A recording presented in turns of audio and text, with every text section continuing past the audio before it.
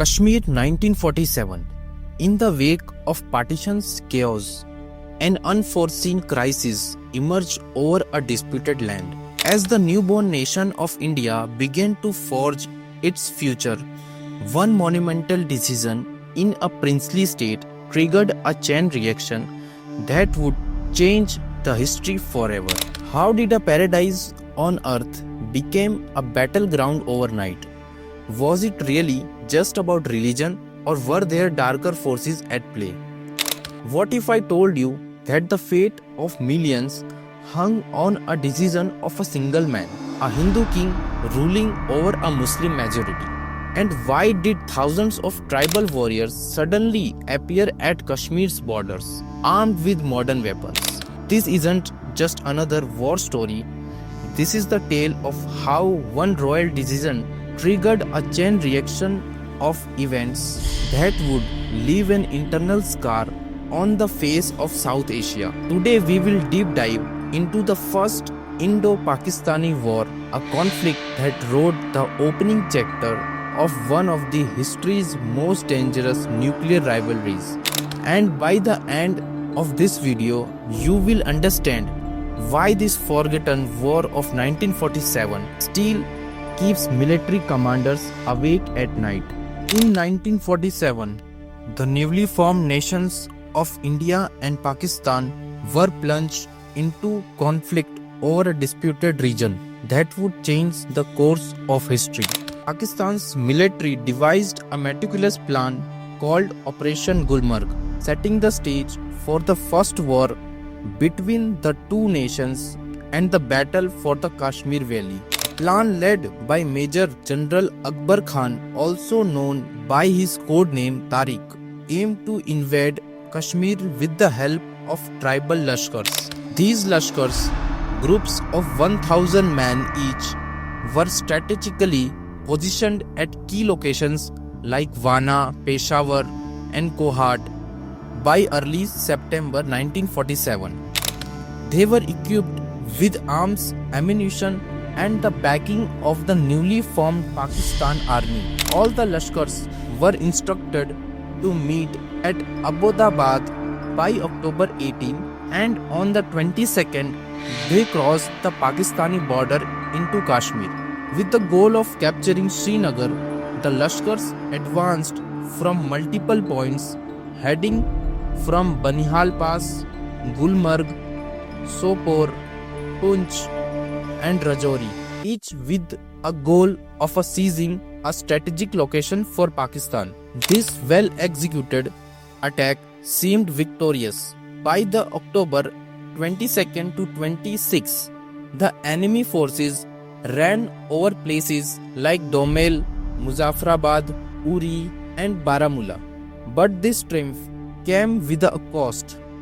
The raiders' focus shifted from their military objectives to looting and violence. As the raiders looted and wreaked havoc, they missed their chance to capture Srinagar in time. As tribal forces approached Srinagar, Maharaja Hari Singh faced the decision of a lifetime. His options were limited. First, face certain defeat trying to remain independent. Second, accept Pakistan's claim and risk his Hindu subjects' safety. Third, turn to India for help and sign the instrument of accession. On October 26, 1947, he made his decision. The instrument of accession was signed, but with important conditions. India would only control defense, communication and foreign affairs. Kashmir would retain autonomy in other matters. A public referendum would be held once peace was restored. The accession's legality would be debated for decades, but in that moment, it achieved its immediate purpose. It gave India the legal basis to intervene. In the wake of Kashmir's invasion, the Indian army faced a desperate challenge. Srinagar lay over 480 km from the nearest Indian border, and troops in East Punjab were busy handling refugees and maintaining the order. With no other choice, air transport became the only option. even though Srinagar's airport was barely fit for full laden planes. And here begins the Operation Jack. On October 27, 1947, the 1 Sikh regiment, stationed at Gurgaon and led by Lieutenant Colonel Dr. Rai, was the first to move. 4 Dakota planes took from Delhi, reaching Srinagar early that morning. However, on October 28, the enemy launched its first attack, and in the ensuing battle, Lieutenant Colonel Rai became the first Indian officer to fall in the fight for liberation. After these initial landings, the gravity of the situation became clear. The Delhi and East Punjab Command quickly launched Phase 2 of Operation Jack. A brigade group was dispatched to Jammu via Pathankot, and additional troops were called from the Eastern and Southern commands. Near constant airlifts brought in soldiers, equipments and supplies. By October 30, 2 fighter aircraft from the Royal Indian Air Force were stationed at Srinagar to provide crucial air support, soon joined by additional Harvards and Spitfires. Despite fierce ground battles and some casualties, the invaders' advance was halted. Remarkably, 33 civil Dakota planes, along with 3 RAF aircraft, conducted non-stop missions, with many making double trips in one day, showcasing extraordinary bravery. On November 6, approximately 3,500 Indian troops had secured Srinagar, establishing a defensive ring. With the enemy halted a mere 8 km away, the stage was set for the eventual liberation of the entire Kashmir Valley. Some of the key battles included the Battle of Shalatang, the defense of Leh, the siege of Punch, operations in the Gilgit Agency, and the Battle of Kargil. During the war, the Indian forces suffered 1,104 fatalities and 3,154 wounded, while Pakistan losses were significantly higher, around 6,000 killed and 14,000 wounded. While some analysts argue that the conflict ended in a stalemate, with neither side achieving a clear victory, others maintain that India emerged victorious by securing the majority of the disputed territory. In the final outcome, India took control of roughly 2/3 of the Jammu and Kashmir princely state, including the Kashmir Valley, Jammu province and Ladakh. In contrast, Pakistan retained about 1/3 of the state, 3 western districts later known as Azad Jammu and Kashmir, along with the northern regions including Gilgit, the Gilgit Agency and the Baltistan Tehsil of Ladakh, which is currently Gilgit-Baltistan. The signings of the Karachi Agreement in July 1949 established a ceasefire line supervised by observers. And after UNCIP's termination, the UN Security Council passed a resolution 91 in 1951 setting up UNMOGIP to monitor ceasefire violations. The sting of defeat even led to a failed coup in 1951 by General Akbar Khan, who believed that accepting UN mediation was a missed opportunity to seize all of Kashmir. After further wars in 1965 and 1971, only minor changes occurred until the 1972 Shimla Agreement transformed the ceasefire line into the line of control, with later events in 1984 further cementing India's control.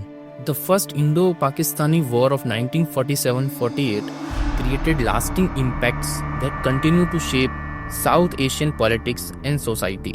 The most immediate consequence was the establishment of the line of control, which effectively divided Kashmir and created a permanent flashpoint between the two nations. Militarily, the war shaped both countries' defense strategies. It led to the development of a specialized mountain warfare units and influenced military procurement decisions. The conflict demonstrated the crucial role of air power, leading both nations to prioritize their air force development. The war had profound political implications. Internationally, it internationalized the Kashmir dispute through UN involvement, setting a precedent for the third-party mediation in future conflicts. Domestically, Kashmir became a central political issue in both countries, influencing everything from religion campaigns to the foreign policy decisions. Economically, the conflict led to increased military expenditure in both nations, diverting resources from development projects. It disputed traditional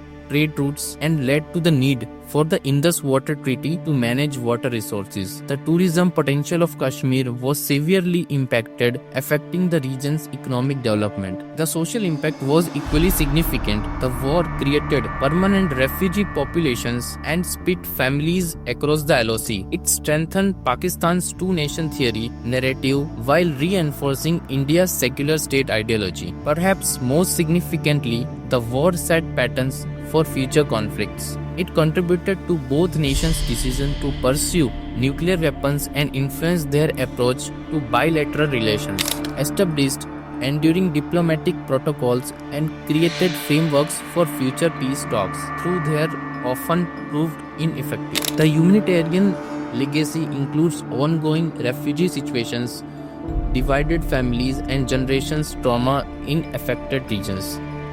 These impacts continue to shape Indo-Pak relations and regional stability in South Asia today. The first Indo-Pakistani War wasn't just a territorial dispute, it was the beginning of a new chapter in South Asia history. It showed how decisions made in moments of crisis can echo through generations. As we look at Kashmir today, we see not just a region, but a symbol of how complex historical forces can shape the destiny of millions. The war may have ended in 1949, but its story continues to unfold. In many ways, understanding this conflict is key to understanding modern South Asia, its challenges, its possibility, and its future. If you appreciate this comprehensive look at the Indo-Pakistani War, please consider subscribing to support more in-depth historical content and comment below your thoughts on this complex conflict and suggestions for other historical events to cover.